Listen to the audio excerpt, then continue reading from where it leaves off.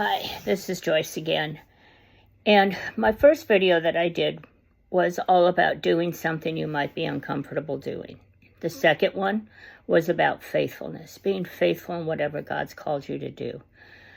This one is kind of about a failure, but something that I know that I'm going to recover from. So basically what happened was God has called me to do prison ministry, something I have absolutely no grid for. I had no idea what I was stepping into. And the thing is that when you've been a Christian for 40 plus years, when you've led Bible study, when you've studied the Bible, you've gone through Bible college, you've done all this stuff, it's easy sometimes to fall back on your own knowledge, your own wisdom, your own way of doing things.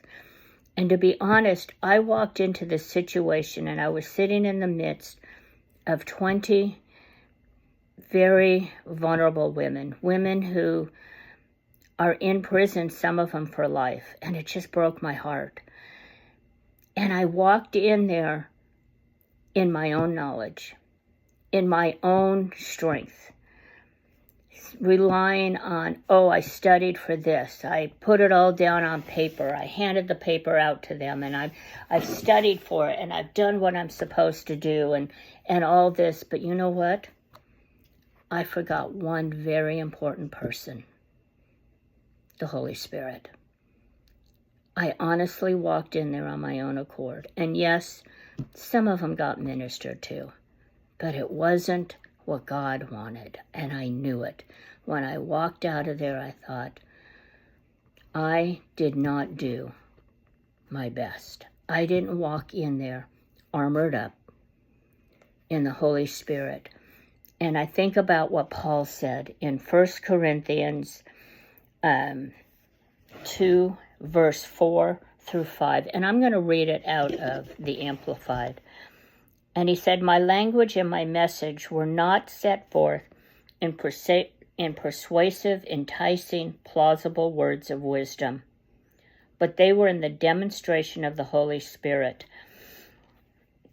and power, a proof by the Spirit and the power of God operating on me and stirring the minds and the hearts of the most holy emotions and thus persuading them, so that your faith might not rest in wisdom of human philosophy, but in the power of God.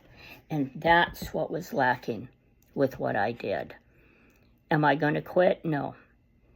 But I am going to tell you, the next time I go in there, I am not going to go in there without the armor and without the Holy Spirit and without the leading of the Holy Spirit.